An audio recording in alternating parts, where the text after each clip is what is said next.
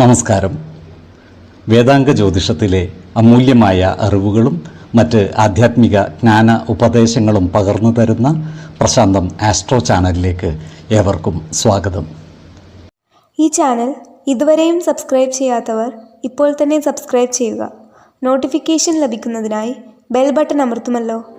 ഒപ്പം channel like ചെയ്യുക, share ചെയ്യുക, കമൻറ്റ് ചെയ്യുക.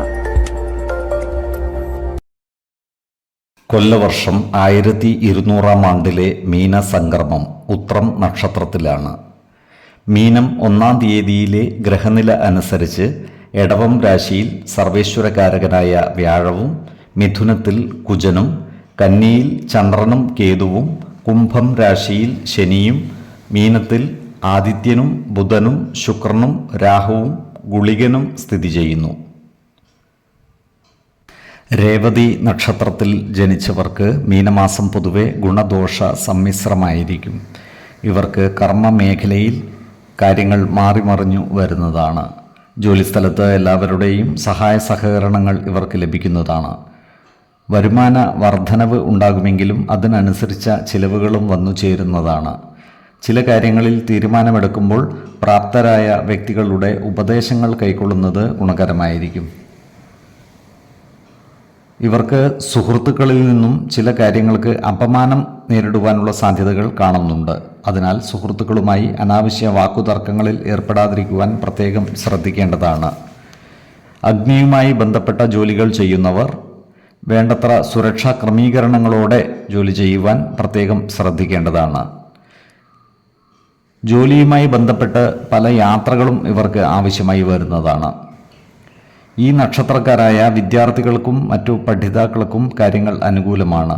ഇവർക്ക് പഠന പുരോഗതി ഉണ്ടാകുന്നതാണ്.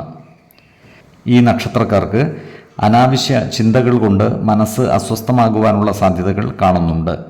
ഇത്തരം സന്ദർഭങ്ങളിൽ ശാന്തതയോടെയും സമചിത്തതയോടെയും ആത്മവിശ്വാസം നഷ്ടപ്പെടാതെ മുന്നോട്ട് നീങ്ങേണ്ടതുമാണ്. ഈ നക്ഷത്രക്കാരായ കുട്ടികളുടെ ആരോഗ്യകാര്യങ്ങളിൽ ഒരു പ്രത്യേക ശ്രദ്ധ പുലർത്തുന്നത് ഗുണകരമായിരിക്കും. 2, 10, 25 തീയതികൾ അനുകൂലമാണ്.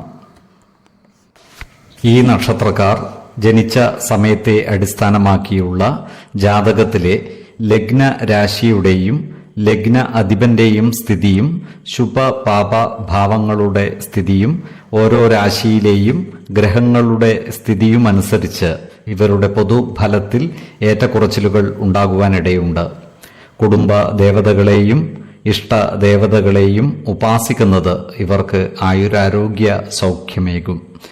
ഇഷ്ടദേവതാ മന്ത്രം 108 തവണ ദിനംതോറും ലിഖിത ജപം ചെയ്തു വരുന്നത് ഇവർക്ക് സർവ ഐശ്വര്യങ്ങളുമേകും.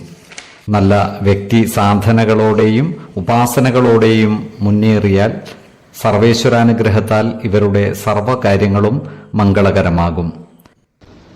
നന്ദി, നമസ്കാരം. ജ്യോതിഷരത്നം പ്രശാന്ത് കണ്ണോം.